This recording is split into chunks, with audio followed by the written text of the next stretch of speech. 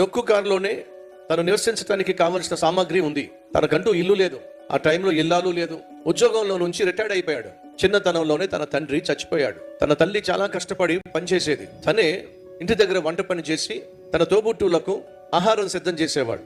అలా వంట చేయడం తనకు అలవాటైంది. తను వృద్ధాప్యానికి వచ్చినప్పుడు, ఇల్లు ఇల్లాలు లేని దిక్కుమాలిన స్థితిలో తను జీవిస్తున్నప్పుడు తనకు తెలిసింది కేవలం వంట చేయటమే గనుక తాను ఒక్కొక్క రెస్టారెంట్ దగ్గరికి వెళ్ళి, నాకు వంట చేయటం బాగా వచ్చు, నేను చికెన్ చక్కగా ఫ్రై చేసి దాన్ని టేస్టీగా నేను చేయగలను అని చెప్పి తను చికెన్ ఫ్రై తయారు చేసి తీసుకెళ్లి మొదటి రెస్టారెంట్లో ఈ విధంగా నేను చికెన్ ఫ్రై చేయగలను, దయచేసి నన్ను హైర్ చేసుకోండి అని అంటే ఉద్యోగం దొరకలా.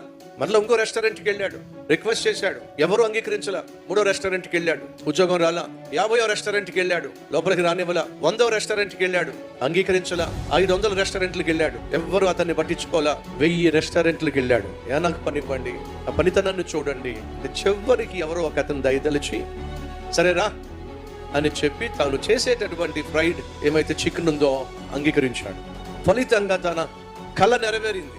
అతను చేస్తున్నటువంటి ఆ చికెన్ ఫ్రై ఫేమస్ అయ్యింది. ప్రజలు లొట్టలేసుకుంటూ తినడం మొదలు పెట్టారు. అతడు చేసిన ప్రయత్నం సఫలీకృతం అయ్యింది. అంతేకాకుండా ఈరోజు ప్రపంచం నలుమూలలా ఏ మూలకి వెళ్ళినా సరే అతడు ఆ రోజు కనుగొన్నటువంటి ఆ చికెన్ ఫ్రై ఫార్ములా సక్సెస్ అయ్యింది. వేల లక్షల కోట్ల వ్యాపారం జరుగుతుంది. అదే మన కళ్ళ ముందు కనిపిస్తున్న KFC. ఆయన పేరు శాండర్స్, ముసలాయన. కానీ ఆయన దగ్గర నుంచి మనం నేర్చుకోవాల్సింది ఏమిటయా అంటే పట్టుదల. సహోదరులు, ఈరోజు ఏ ప్రయత్నం అయితే నువ్వు చేస్తూ చేస్తూ చేస్తూ ఆశించినటువంటి ప్రతిఫలం దొరకలేదని చెప్పి నిరాశ నిస్పృహకు లోనై డిప్రెషన్లోకి వెళ్ళే ప్రయత్నం చేస్తున్నావు, ఒక నిమిషం ఆగు. నీ ప్రయత్నం నువ్వు కొనసాగించు.